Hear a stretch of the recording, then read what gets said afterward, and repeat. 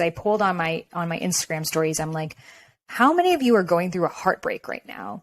And 65% of my audience is currently going through some sort of heartbreak, which is crazy. And I've just seen so many spiritual, powerful, like incredible women going through these divorces, separations, and breakups right now for a number of reasons.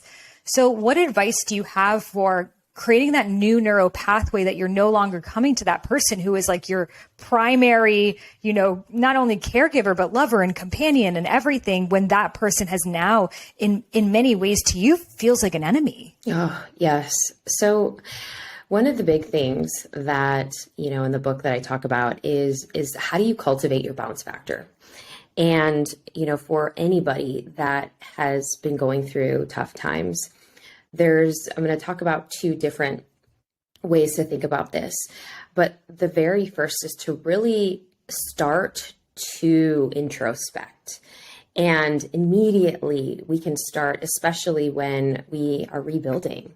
When we are rebuilding and things are so raw, things are so fragile, and you feel like you're in the depths and the thickness of those emotions, and they come in waves and they come in wafts. And many times we think, okay, I need to not feel this right now because this is too much. And so then we start to get out of it. Well, one of the things that I talk about in the book is to just allow yourself to feel it. And pick whatever tool you like. You like journaling? Great, start doing that. If you feel like you want to just sit and start to like cry and release because you know that maybe you haven't been with it, start to feel that and allow yourself. The thing that we get wrong here about our emotions is we start to judge them, which is why in the bounce factor, there's 4 parts.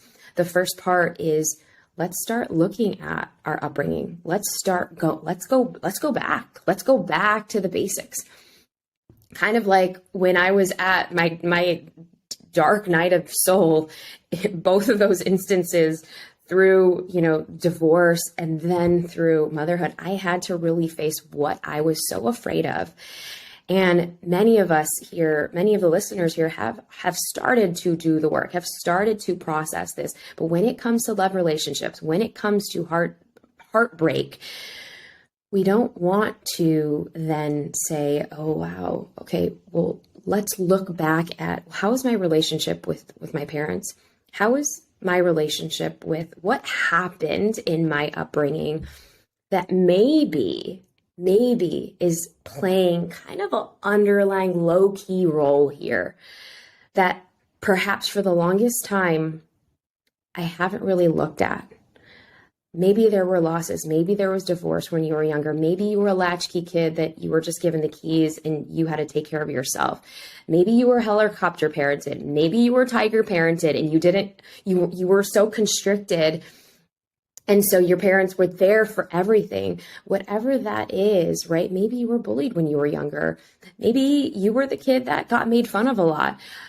Whatever that is, we are going to then start, it's going to dictate how our patterns, where we then start to attract these types of energies and people into our life so that we can start to understand and honor a little bit more of ourselves.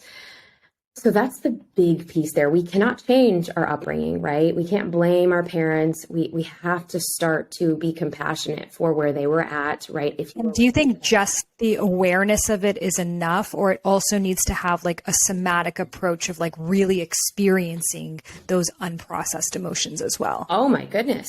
Oh, absolutely. I mean,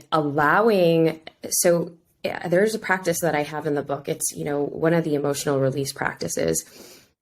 And where you can basically set a timer for 5 minutes, set a timer for 10 minutes, whatever feels really good for you.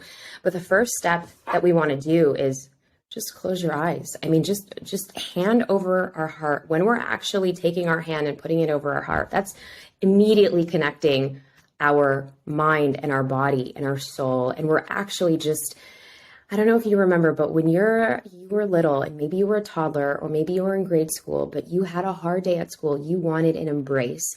You wanted to just go into the arms of your parents to say, I got this. Well, guess what? Maybe you wanted your partner or your lover to say that. Well, maybe they're not there anymore.